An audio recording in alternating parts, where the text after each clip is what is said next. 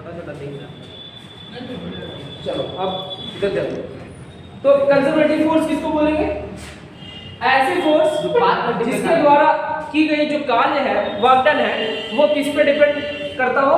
सिर्फ इनिशियल और final position पे डिपेंड करता हो, पाथ पे डिपेंड नहीं करता। मतलब जो पाथ फॉलो किया उस पे डिपेंड ना करता हो, उसको क्या बोलते हैं? ऐसे फोर्सेस को क्या बोलेंगे?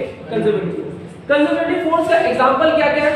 मान के चलो ग्रेविटेशनल फोर्स। अब ग्रेविटेशनल फोर्स में एक चीज ध्यान रखोगे, मान के चलो ये पेन यहाँ पे है, ठीक, इस पेन को ऐसे उठाओ यहाँ तक जो वर्क डन किए, इस पेन को हम ऐसे ऐसे ऐसे करके उठाए यहाँ तक, तो ये वर्क डन सेम हो जाएगा। एग्जांपल के तौर पे मान के चलो ये यहाँ एक बॉल है, ठीक है, इस बॉल को हम सीधे उठा लिए ऐसे, जो भी वर्क डन करना पड़ा इसको, सेम वर्क डन इस बॉल को ऐसे ले जाने में वर्क डन करना पड़ेगा। क्या ये पाथ और ये पाथ सेम है? नहीं ना। तो अलग अलग पाथ था, मतलब डिस्टेंस अलग अलग कवर की। यहाँ पर डिस्टेंस कितना कवर किया? मान के चलो s1, तो यहाँ s2 कवर किया और दोनों अलग डिस्टेंस है, बट वर्क डन जो है दोनों का सेम हो जाएगा। क्यों? क्योंकि इनिशियल और फाइनल पे डिपेंड कर रहा है। मतलब कुल मिला के इनिशियल और फाइनल इस हाइट पे डिपेंड कर रहा है, तो पाथ पे डिपेंड नहीं कर रहा है। समझ में आ रहा है? कंजर्वेटिव जो ग्रेविटेशनल फोर्स है ना, वो उसके द्वारा जो वर्क डन है वो सिर्फ इनिशियल और फाइनल हाइट पे डिपेंड कर रहा है। इस डायरेक्शन पे ही उसका वेरिएशन आ रहा है। फोर्स किधर लग रहा है? नीचे की तरफ। फोर्स का लाइन ऑफ एक्शन किधर है? इधर। तो उसी डायरेक्शन में जो भी डिस्प्लेसमेंट आएगा उस पे डिस्प्लेसमेंट क्या होता है? इनिशियल और फाइनल पोजीशन। समझ में आ रहा है? तो ये पाथ पे डिपेंड नहीं करेगा। इसको ऐसे भी घुमा के ले जा सकते हो तो भी वर्क डन कितना होगा? सेम ही होगा। समझ में आ रहा है? इसको ऐसे ले जाकर के घुमा करके ऐसे ला कर सकते हो तो भी वर्क डन सेम होगा। तो वर्क डन जो है ना किस पे डिपेंड करे? सिर्फ इनिशियल और फाइनल पोजीशन पे डिपेंड करे, पाथ पे डिपेंड। क्या इनिशियल और फाइनल पोजीशन सेम होगा? सेम नहीं, डिपेंड करे। अब पाथ पे डिपेंड ना करे, देखो रास्ते पे डिपेंड ना करे, किधर से गया उससे उस पे डिपेंड ना करे, तो ऐसे फोर्स को क्या बोलेंगे? Conservative force. अब कंजर्वेटिव फोर्स का क्या क्या एग्जांपल है? तो इलेक्ट्रोस्टैटिक फोर्स है। क्या? Electrostatic force. दो चार्ज पार्टिकल के बीच में जो फोर्स लगता है उसको इलेक्ट्रोस्टैटिक फोर्स कहते हैं, वो इसका एग्जांपल है। दूसरा क्या एग्जांपल है? Gravitational force. तीसरा क्या एग्जांपल ले सकते हो? तो इलास्टिक फोर्स। समझ रहे हो? जैसे इलास्टिक फोर्स में कैसे कर सकते हो? स्प्रिंग फोर्स पढ़ाए थे ना, तो स्प्रिंग फोर्स भी कैसा फोर्स है? कंजर्वेटिव फोर्स था, क्योंकि वहां पे भी वर्क डन क्या हो रहा था? कंजर्व हो रहा था, है कि नहीं? स्ट्रेच कर रहे थे फिर वो उसी जगह आ जा रहा था, मतलब वो सिर्फ x पे डिपेंड कर रहा था ना, मतलब इनिशियल और फाइनल पोजीशन पे डिपेंड कर रहा था। Getting my point? तो कंजर्वेटिव फोर्स क्लियर है? तो लिखो, डेफिनेशन लिखो।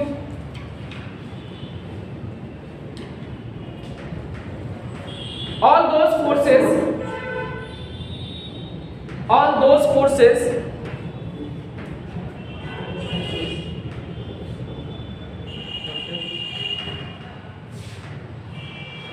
by which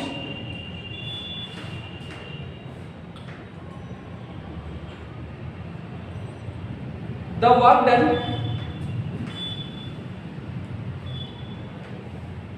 all those forces by which the work done does not या do not, forces लिखो ना तो do not लिखो,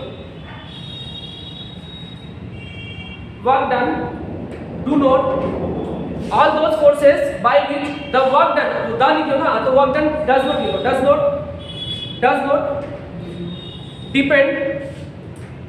not depend on the path followed by the object, followed f o double l o w d, followed by the object। मतलब ऐसे forces जिसके द्वारा की गई जो कार्य है यानी कि वर्क डन है वो किस पर डिपेंड नहीं करेगा? पाथ पे नहीं डिपेंड करेगा। कौन सा पाथ? जिस पाथ को वो ऑब्जेक्ट फॉलो किया किस ड्यूरेशन में, जब वर्क डन कर रहा था उस ड्यूरेशन में। क्लियर है? तो किस पर डिपेंड करेगा? तो यहाँ लिखो, उसके बाद भी कंटिन्यू करो। It will depend on the initial and final position of the object.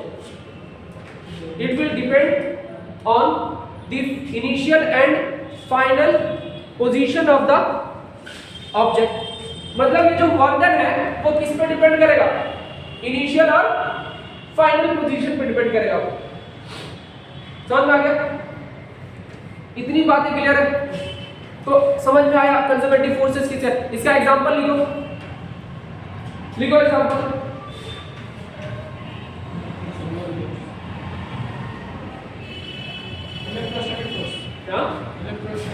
हाँ एग्जांपल लिखो। नहीं इसका, हाँ सबसे पहला एग्जांपल लिखो, electrostatic force. Electrostatic force, gravitational force,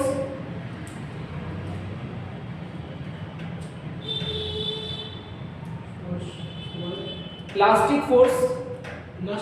हाँ इलास्टिक फोर्स कौन सा फोर्स? जैसे किसी भी बॉल को अगर नीचे फेंकते हो तो बॉल फिर रिटर्न आता है ना, मतलब वो थोड़ी देर के लिए डिफॉर्म हुआ था, लेकिन वो डिफॉर्म होकर फिर दोबारा फोर्स हटा दो उसी जगह पे आ गया। जैसे वॉल भी थोड़ी देर के लिए बेंड होता है, टूटता नहीं है, लेकिन उसको फिर रिगेन कर ले। जैसे उसको मारे या कोई चीज से हिट किए तो वॉल टूटा नहीं तो इसका मतलब उसके मॉलिक्यूल के बीच में क्या मूवमेंट नहीं हुआ था, तुमको पता नहीं चल रहा, लेकिन वो थोड़ी देर के लिए हुआ, फिर वो रिगेन कर ले। तो ये कौन सा फोर्स लगा रहा है उसके अंदर? इलास्टिक फोर्स लगा। क्लियर? कौन सा फोर्स? इलास्टिक। जैसे स्प्रिंग जो है ना, दोबारा रिगेन किया ना, स्प्रिंग को दबाए फिर थोड़ी देर बाद स्प्रिंग उसी जगह पे, इसका मतलब ये कौन सा फोर्स उसको उसी फॉर्म में लाके रखा। मतलब वो जो डिफॉर्मेशन है उसको दोबारा रिगेन क्यों किया? डिफॉर्मेशन को पहले उसको डिफॉर्म किए, फिर वो अपना शेप को दोबारा रिगेन कर लिया। क्यों? बिकॉज ऑफ इट्स इलास्टिसिटी, मतलब इलास्टिसिटी के नेचर की वजह से। तो इस फोर्स का नाम क्या देंगे? Elastic force. तो ये जो स्प्रिंग फोर्स है वो कौन सा फोर्स है? इलास्टिक फोर्स है। क्लियर है? क्लियर? आप थर्ड लिखिए, फोर्थ लिखो, रिस्टोरिंग फोर्स भी कह सकते हो इसको। दूसरा चौथा एग्जांपल लिखो, restoring force. Restoring force,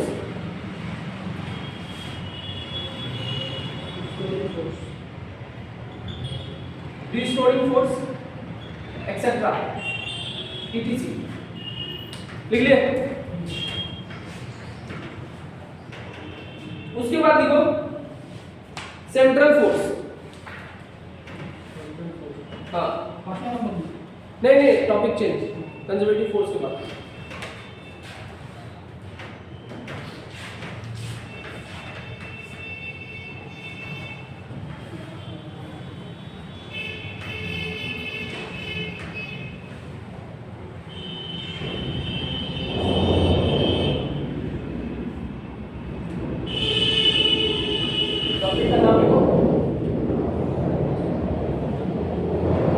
central forces. Central force किसको बोलेंगे या सेंट्रल फोर्सेस किसको बोलेंगे?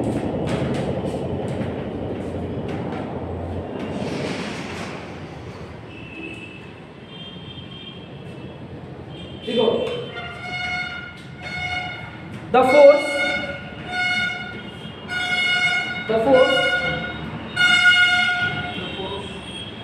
whose magnitude the force whose magnitude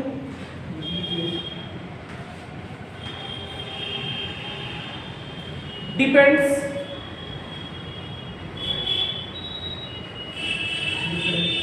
on the distance between the center of the objects। मतलब समझ में आया? ऐसे फोर्सेस जिसमें जो मैग्नीट्यूड है जिसका, ऐसे फोर्सेस जिसका मैग्नीट्यूड किस पर डिपेंड करता? सेंटर। मतलब ऑब्जेक्ट्स के सेंट्रल जो सेंटर है उसके बीच के डिस्टेंस पे डिपेंड करता हूं, मतलब सेंटर्स के बीच के डिस्टेंस पे। कुल मिला के एग्जांपल के तौर पे क्या ले सकते हो इसको, ग्रेविटेशनल फोर्स। एक चीज बताओ, बड़ा बड़ा दो ऑब्जेक्ट उठा लो, अगर बोले कि ग्रेविटेशनल फोर्स कितना लेगा तो डिस्टेंस कहां से लेंगे, इसके सेंटर से। मान के चलो हम पे अर्थ कितना ग्रेविटेशनल फोर्स लगा रहा है, द फोर्स ऑफ ग्रेविटी, कहां से कहां तक डिस्टेंस लेंगे, तो अर्थ का सेंटर से मेरा कमर तक, मेरा सेंटर कहां है, कमर में कहीं होगा, है ना, सेंटर ऑफ ग्रेविटी। ठीक है, हम तो अगर ऊपर से लटकते हुए गिरेंगे तो कहीं पे अगर हमको बांध कर झुला दोगे तो जहां हम बैलेंस कर लेंगे अपने वेट को, मतलब कुल मिला के घूमेंगे नहीं, टिल्ट नहीं होंगे, तो वो कौन सा पोजीशन हो जाएगा। मामा बोल रहा अर्थ का कहां, हाँ बोल रहा अर्थ का कहां पे, अर्थ का कहां पे जाना पड़ेगा। अर्थ का कहां पे, अर्थ का 6400 किलोमीटर अंदर है। कहां, 64। हाँ, रेडियस ऑफ अर्थ का रेडियस जब ट्रैवल कर लोगे नीचे की तरफ, है ना, डेप्थ में, सरफेस से नीचे कितना 6400 किलोमीटर, तो फिर तुम सेंटर तक पहुंच जाओ। ठीक है, तो सेंटर कहां है, अर्थ के किसी एक सेंटर, मतलब एक तरह से अर्थ के बीच में, क्या है, बीच में। तो अर्थ का बीच में और मेरा बीच, ये दोनों जो दोनों सेंटर है उसके बीच का डिस्टेंस पे डिपेंड करता हो वो फोर्स, ग्रेविटेशनल फोर्स उसी पे डिपेंड कर रहा है। दूसरा इलेक्ट्रोस्टैटिक फोर्स, ये भी दोनों पॉइंट चार्ज बॉडी है, मान लो ये दो चार्ज बॉडी है, तो चार्ज बॉडी के सेंटर के बीच पे डिपेंड करेगा, किस पे डिपेंड करेगा, चार्ज के सेंटर के बीच, मतलब ये डिस्टेंस पे डिपेंड कर रहा है, मतलब डिस्प्लेसमेंट पे डिपेंड कर रहा है, दोनों सेंटर के बीच के डिस्टेंस पे डिपेंड कर रहा है। अगर डिस्टेंस का या डिस्प्लेसमेंट, लेकिन ये शॉर्टेस्ट लेंथ होता है ना, हाँ, तो डिस्प्लेसमेंट भी कह सकते हैं। तो एक बात तो क्लियर हो गया, तो लिखो पहले डेफिनेशन लिखो इसका, लिख लियो, ये इसका सेंट्रल फोर्स लिख लियो। अब यहाँ पे प्रैक्टिस करके ऐसे लिख सकते हो, इट इज, अब उसके बाद ऐसे लिखना, vector F equal to function of R और R कैप। इसका मतलब क्या हुआ कि ये R पे डिपेंड करना है, ये R पे, किस पे डिपेंड करना है, R पे। ये फंक्शन मतलब डिपेंड कर रहा है, इसका मतलब डिस्टेंस पे डिपेंड कर रहा है, इसको कहते हैं फंक्शन ऑफ, क्या, फंक्शन। अब इसको वाला भी लिख सकते हो, फंक्शन ऑफ। ठीक है, अब वेक्टर F, दूसरा इसमें एक पॉइंट और है, इसका एक पॉइंट ये है, दूसरा एक पॉइंट और है कि ये इनवर्स स्क्वायर लॉ को फॉलो करता है। कौन सा लॉ को, इनवर्स। तो central, all central forces follow the inverse square law. Point लिखो, पॉइंट देकर किसी में लिखो, हाँ, ऑल द सेंट्रल फोर्सेस, इसका डायग्राम भी बना लो बगल में, ऑल द सेंट्रल फोर्सेस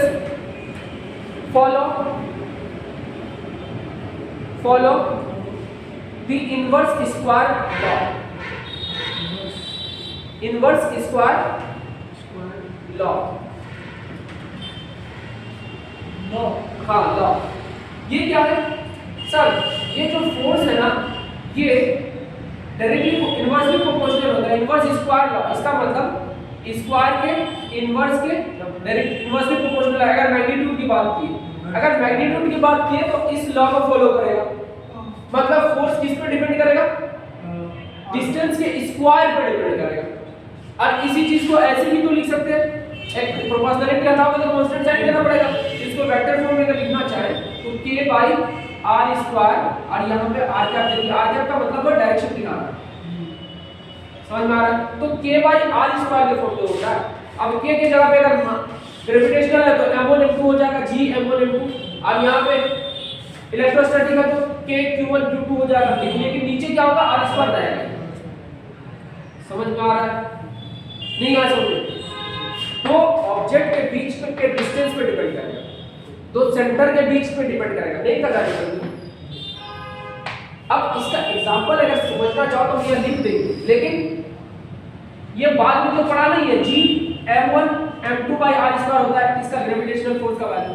अगर ये m1 मास है और ये m2 मास है तो ऐसा होगा, देखो r पे डिपेंड कर रहा है कि और r के स्क्वायर के डायरेक्ट इनवर्स में प्रोपोर्शनल है कि नहीं, तो नीचे है। और उसी टाइप से इलेक्ट्रोस्टैटिक फोर्स भी कितना होगा, k q1 Q2 अपन R स्क्वायर। और अगर ये इसका चार्ज कितना है Q1 है और इसका चार्ज Q2 है तब समझ में आया। तो फिर R आया तो फंक्शन ऑफ R इस R स्क्वायर के इनवर्स से प्रोपोर्शनल है तो ये लिखा है। तो ये दोनों लॉ को फॉलो कर रहा है कि नहीं सेंट्रल फोर्स। हाँ देखो तो all central forces are conservative, ये बात कह सकते हैं कि नहीं।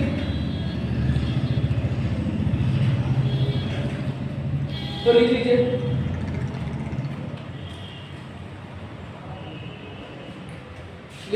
ये उतारने के बाद वो लिखिएगा।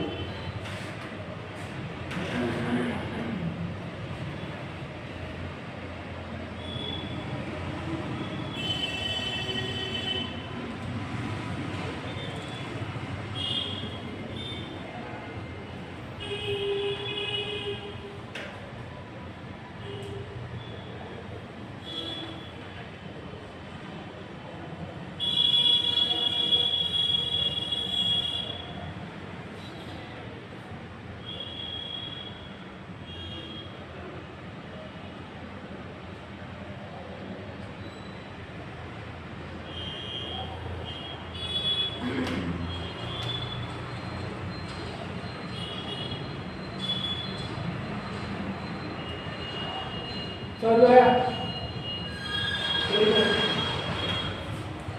पॉइंट लिखो, पहला पॉइंट लिखो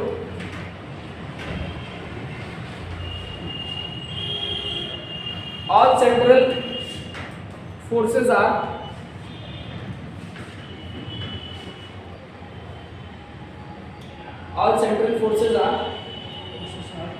conservative in nature। Conservative forces भी लिख सकते हो। All central forces are conservative forces या कंजर्वेटिव इन नेचर। समझ में आ रहा है। जो सेंट्रल फोर्सेस होता है ना वो कंजर्वेटिव का नहीं, ग्रेविटेशनल फोर्स कंजर्वेटिव में पड़े, इलेक्ट्रोस्टैटिक फोर्स कंजर्वेटिव में पड़े, ठीक है। तो जितने सारे सेंट्रल फोर्सेस है ना सब कंजर्वेटिव है। अब ये नहीं कह सकते हो कि सारे कंजर्वेटिव फोर्सेस सेंट्रल फोर्सेस है, ऐसा नहीं कह सकते। क्यों नहीं है? क्योंकि बताया स्प्रिंग फोर्स भी था, स्प्रिंग फोर्स तो एक्स पर डिपेंड कर रहा था, आर स्क्वायर पर डिपेंड कर रहा था कि नीचे inverse proportional inverse square law को फॉलो ही नहीं कर रहा था। तो ये बात कह सकते हो कि all central forces are conservative forces, but all conservative forces does not may not be a conservative central force. ठीक है, क्लियर हो गया। दूसरी बात इसमें लिख ले, पहला दूसरा पॉइंट लिखो, all central forces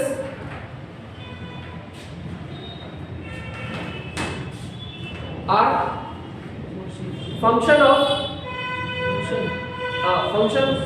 functions of all central forces are functions of position only। Path पे डिपेंड नहीं कर रहा ना, कंजर्वेटिव है पाथ पे डिपेंड कैसे करेगा, है कि नहीं। Function of position only. Clear हो गया। थर्ड लिखो, अब थर्ड पॉइंट डालो, टॉपिक डालो, उसमें नॉन कंजर्वेटिव फोर्सेस लिखो। हाँ टॉपिक है नॉन कंजर्वेटिव फोर्सेस।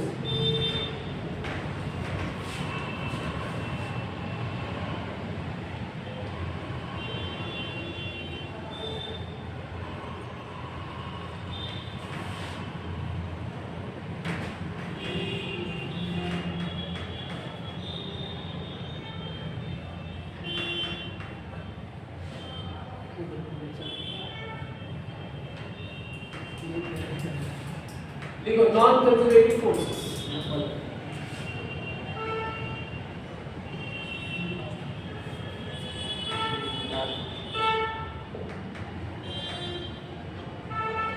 तो नॉन कंजर्वेटिव फोर्सेस क्या होगा? क्लियर, नाम से क्लियर हो रहा है। पहले कंजर्वेटिव को पढ़ लिए, तो कंजर्वेटिव से ये नॉन कंजर्वेटिव जो पाथ पे डिपेंड कर जाए, है ना। तो all those forces that depend on the path followed by the object. समझ में आ रहा है? देखो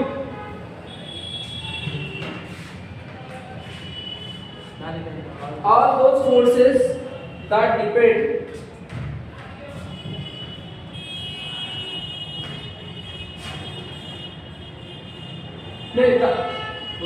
all those forces by which, by whom या by which, all those forces by which work done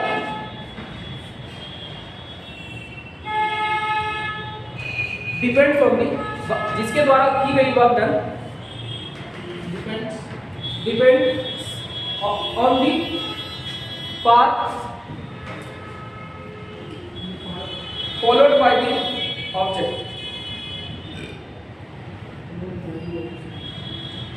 समझ में आया? मतलब पाथ डिपेंडेंट फंक्शन है ये। कैसा डिपेंडेंट फंक्शन है? पाथ डिपेंडेंट, पाथ इंडिपेंडेंट नहीं। इसका मतलब ये पोजीशन पे डिपेंड ना करके किस पे डिपेंड करता है? डिस्टेंस, पाथ पे, मतलब डिस्टेंस पे, किधर से गया, डिस्प्लेसमेंट में नहीं, किस पे? डिस्टेंस। अब देखो, समझो, इस तरह ये कौन सा एग्जांपल है? इस तरह का कौन सा एग्जांपल है फोर्स, कंजर्वेटिव फोर्स का? बताओ तो सर। जितने सारे फ्रिक्शनल फोर्सेस है वो सारे कैसे होते हैं? नॉन कंजर्वेटिव होते हैं। नॉन कंजर्वेटिव होते हैं। इसका मतलब फ्रिक्शन वाला फोर्स, जो फ्रिक्शन होता है ना, वो पाथ पे डिपेंड करता है, किधर से जा रहा है। फ्रिक्शन ना पोजीशन पे डिपेंड नहीं करता, पाथ पे डिपेंड करता। और वो सरफेस पे भी तो डिपेंड कर रहा है, कैसा सरफेस है ना, और किधर से जा रहा है, इस पे डिपेंड करेगा फ्रिक्शनल फोर्स। इसीलिए कैसा है? Non conservative force. क्लियर है? अब फ्रिक्शनल फोर्स नॉन कंजर्वेटिव है, तो एक और विस्कस फोर्स, जो पानी में लगता है, इसमें लिक्विड में, है ना, या फ्लूइड कहो तो दोनों आ जाएगा, विस्कस और ड्रैग फोर्स। तो विस्कस फोर्स किसमें? लिक्विड में लगता, और ड्रैग फोर्स किसमें लगता? गैस में। किसी सॉलिड अगर कार लेके जा रहा हो तो हवा भी लग रहा है, तो कौन सा फोर्स लग रहा है? Drag force. तो viscous force, drag force, frictional force, ये तीनों किस पर डिपेंड कर रहा है? पाथ पर डिपेंड कर रहा है। समझिए? और जब पाथ पर डिपेंड कर रहा है, पाथ पे जो डिपेंड कर रहा है, इसका मतलब है ये कैसा फोर्स है? Non conservative force. क्लियर हो गया? नॉन देखो example of non conservative frictional force, liquid force और ड्रैग फोर्स।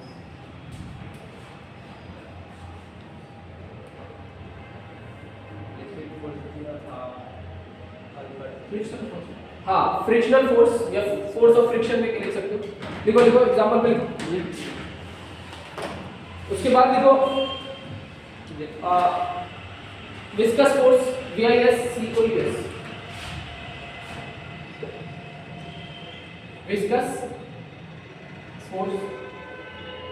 इसका ड्रैग फोर्स एक्सेट्रा। समझ में आया? ये सारे फोर्सेस का ऐसा फोर्सेस है नॉन कंजर्वेटिव फोर्स। क्लियर है? अब ये फोर्सेस नॉन कंजर्वेटिव। अब उसके बाद लिखो difference between conservative force and non conservative. तो डिफरेंस दिखाई नहीं, पहले समझ जाओ, वो एग्जाम में आएगा नहीं ऐसे भी। दोनों में डिफरेंस क्या हो सकता है? तो देखो कंजर्वेटिव फोर्स का क्या पाथ पे डिपेंड कर रहा था, पाथ पे डिपेंड नहीं कर रहा था, वो इसमें पोजीशन पे डिपेंड कर रहा था। नॉन कंजर्वेटिव फोर्स का क्या था कि ये पाथ पे डिपेंड कर रहा था, पोजीशन पे। ठीक है? अब जितने सारे सेंट्रल फोर्स है वो क्या है? कंजर्वेटिव फोर्स है ना। और तीसरा क्या डिफरेंस लिख सकते हो? कंजर्वेटिव फोर्सेस क्या इनवर्स स्क्वायर लॉ को फॉलो करता है ना, मतलब central forces inverse square law को फॉलो करता है। तीसरा एग्जांपल एक बहुत इंपॉर्टेंट एग्जांपल है, वो क्या है? कि work done by a conservative force in a cycle, एक कंप्लीट साइकिल। मान लो यहां से लेके बॉल यहां लाए, फिर यहां से उठा के यहां रख दिया, तो कितना वर्क डन हुआ? Work done 0। तो एक कंप्लीट साइकिल में वर्क डन कितना होता है? 0 हो जाता है। किसके लिए? कंजर्वेटिव के लिए।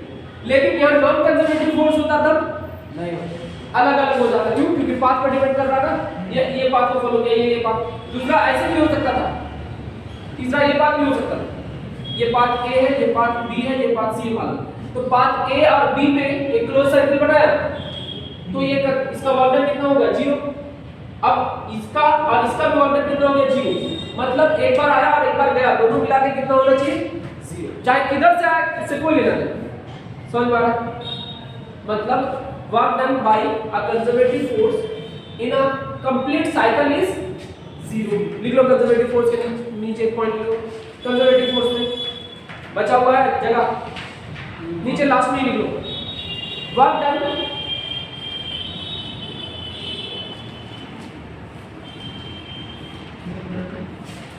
by a conservative force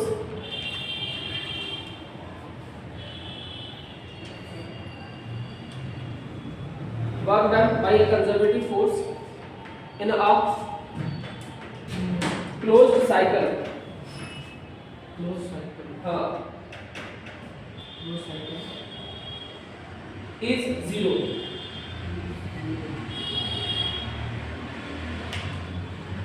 समझ में आ रहा है? और कंजर्वेटिव फोर्स ना रिकवरेबल होता है। कैसा होता है? मतलब उसको दोबारा फिर ऑब्टेन कर सकते। बोले नहीं, यहाँ से वर्क डन किए प्लस 10 जूल हुआ तो दोबारा माइनस 10 जूल होता है, तो टोटल कितना हो गया? 0, है ना। लेकिन नॉन कंजर्वेटिव फोर्स एक बार हो गया तो लॉस हो जाता है। जैसे फ्रिक्शनल फोर्स में लॉस होती है ना। फ्रिक्शनल फोर्स में एनर्जी लॉस होता है। लेकिन मान लो मेरा ये बॉल यहाँ पे ये था, पेन था, इसको उठाए वर्क डन किए, ये वर्क डन किस फॉर्म में? पोटेंशियल एनर्जी में कन्वर्ट हो गया, फिर वो वर्क डन किया। तो ये जो एनर्जी है वर्क डन है ना, ये लॉस नहीं हुआ, फिर वो काइनेटिक में कन्वर्ट हो गया। मतलब ये वर्क डन में लॉस नहीं होता है, यहाँ रिकवरेबल है। मतलब ये कंजर्वेटिव फोर्स है ना ग्रेविटेशनल, बट और अगर नॉन कंजर्वेटिव फोर्स है तो रिकवरेबल नहीं। क्लियर हो गया?